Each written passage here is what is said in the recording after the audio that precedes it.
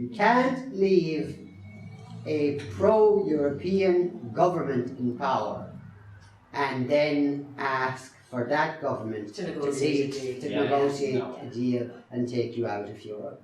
And that's precisely what has happened to the British people, is that they have been, the democratic decision, whatever the merits for or against, democratic decision was made in 2016, and then it was passed back to the political elites to formulate that.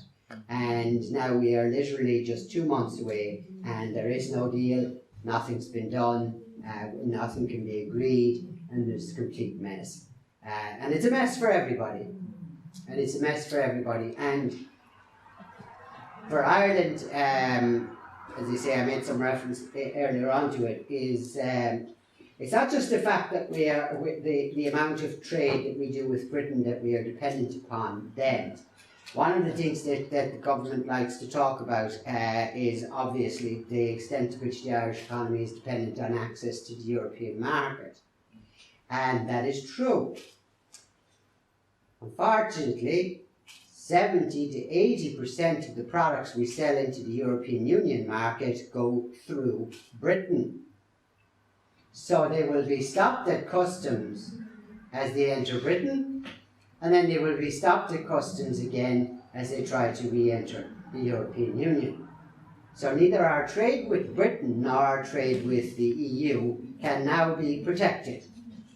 Whereas, and the British government offered this last week and were turned down, but they should have been offered it by us.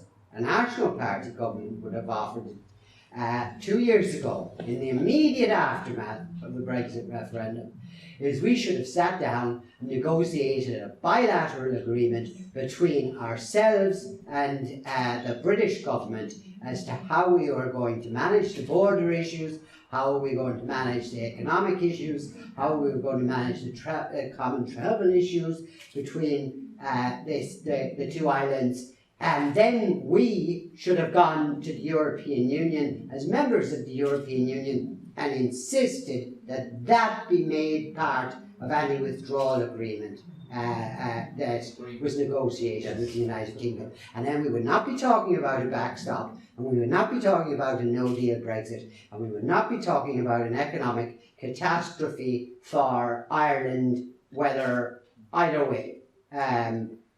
If the European Union cuts the United Kingdom off completely, we're in economic trouble. If the European Union, if we were to leave without preparing and throw our lot in with Britain, as it were, that would also be an economic disaster.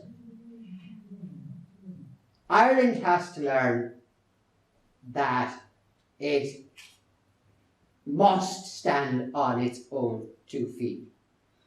Alexander Hamilton once said that, and you hear it time and time again from our politicians, is, oh, well, like, we have to be careful, we have to be safe, and we have to be secure, and we have to be this, and we have to be that. But security economy, this is the thing that's said over and over and over again, is that Alexander Hamilton, one of the founders of the United States, said that any man who is willing to trade his freedom for security is ready for a master and deserves one. Now,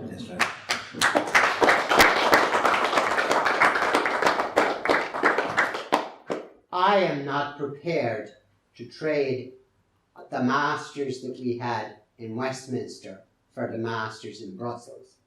And I am not willing to trade the masters in Brussels back again for the masters in Westminster. But our government has left us in a situation in which we simply cannot, at this point, in the short term, win. We are in a lose-lose situation in the short term. And there's a coming catastrophe. That's the only way to describe it. Britain is leaving the European Union as of this moment with no trade agreement of any kind with any member of the European Union. Not with us, not with France, not with Germany. Our common travel area, which is part of getting our goods to the European market, is not at all guaranteed. And our Taoiseach says everything will be fine. And he doesn't define what he means by fine. And he won't define what he means by fine, because he can't define what he means by fine, because he wasted 2.5 years on Brit bashing, basically.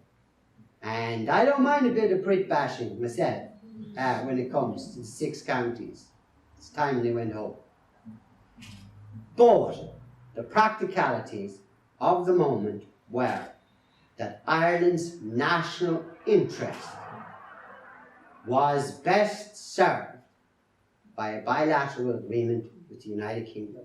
And we didn't make it because we were subservient. We were ready for a master in Brussels and we deserved it. The National Party's main purpose, primary purpose, is that the Irish people should have no masters whatever but themselves. What we're hearing from Leo Varadkar is, well, no one will go hungry anyway. That's a long way from keeping the recovery going. Absolutely.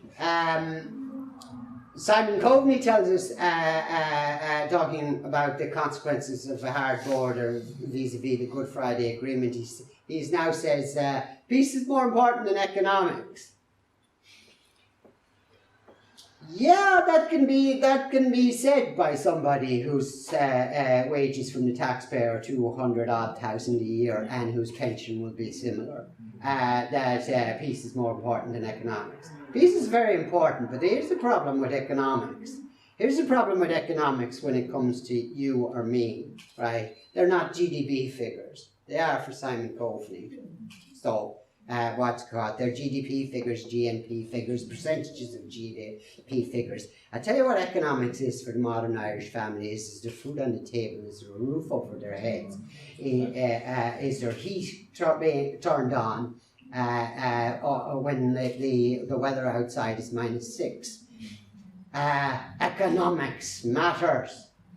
Economics matters. And more than once in the history of this country, we have gone to war because economics mattered more than peace. Because economics was literally the food we ate, the roof over our heads. And that's what's coming. It's a question, and they have no plan. So when he says economics is more important than peace, it's a good line. It's a good cliche. Problem is, we as a result of their do-nothing policy, will neither have economics nor peace. We'll have neither economics nor peace. What Simon Coveney says is he will not move 1 inch on the question of the backstop. Except there is no backstop because it's part of the withdrawal agreement that the British Parliament rejected. It's part of an agreement that's already been rejected by the British Parliament. So there is no backstop. So no one cares whether Simon Coveney is willing to give an inch, or a mile, or a foot or a leg on the backstop, or anything else. And as soon as the European Union doesn't need Ireland to as leverage to punish Britain, they won't give 2 damns about us either. We are not an important part of the European Union, despite what we try to tell ourselves, is the Franco-German alliance has always been at the core of the European Union, and is probably at the core of the reason why Brexit is happening, is that the British sensed that that even they, with their much larger population, always sat down at meeting tables which were dominated by this French-German axis. But now we find ourselves, tiny country on the edge of the Atlantic, cut off, essentially, from the rest of the continent, and now about to be cut off from Britain as well. And as I say, Simon Coveney says he won't give an inch. He has no inch to give. Nobody, he has nothing. He has nothing, because the backstop agreement was to be part of the withdrawal agreement, and was in the withdrawal agreement that the House of Commons voted down last week. And therefore, there is no agreement as we speak. If it is not reopened, then there is no deal. And that's it. That's it. There's a hard border. The British don't have to put up, by the way, customs posts. In fact, they're probably not going to bother. For one very simple reason is, sterling is going to drop if there is a no-deal Brexit, and goods and products are going to be tariff-free into Britain, and therefore tariff-free into Northern Ireland, and therefore cheaper in Northern Ireland than in the south. So all the smuggling is going to be one way. It's going to be from the 6 counties into the 26 counties. Why the hell would the British government put up a customs post to stop that, when the only people collecting the customs are the European Union and the goods coming down? The British won't put up a hard border because they couldn't be bothered. They literally couldn't be bothered. The EU will insist that we put our soldiers and our guards on the border as targets for terrorist organisations in order to protect the customs income of the European Union. And that's the thanks we get for being good Europeans. The intention, I believe, in the beginning was that the British would back off, because if there wasn't a deal, there would be a hard border, so that Britain wouldn't dare, basically. And indeed, the British government didn't dare. They read the British government, correct? The British government signed on the dotted line. And went, oh, we can't have a situation where there's a hard border, we can't have a situation where there isn't a customs union, we can't have this, we have to really basically remain members of the European Union while pretending to leave. They read the British government precisely, and they got their withdrawal agreement. The problem is that agreement didn't get through the House of Commons, and isn't worth the paper it's written on. And Theresa May's signature isn't worth the ink that she used to write it with, because it's not backed by the referendum of the British people in 2016, but it's also not backed by the House of Commons, and no alternative agreement is backed by the House of Commons, and the European Union says it won't renegotiate it. So, did they intend a hard border all along? No, they intended to use it to blackmail the British government. It succeeded. It just didn't blackmail the House of Commons. It didn't blackmail the MPs. And it's all very well that Fintan O'Toole, for example, writes articles about how stupid the British MPs are. First of all, even if it were true, what good is that to us?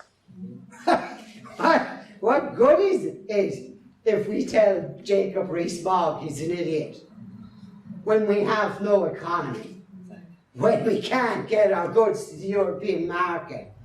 What good is it for us to point and laugh at Jacob Rees-Mogg and his posh accent, and we go, ha ha, those Brits, they're some fools, aren't they?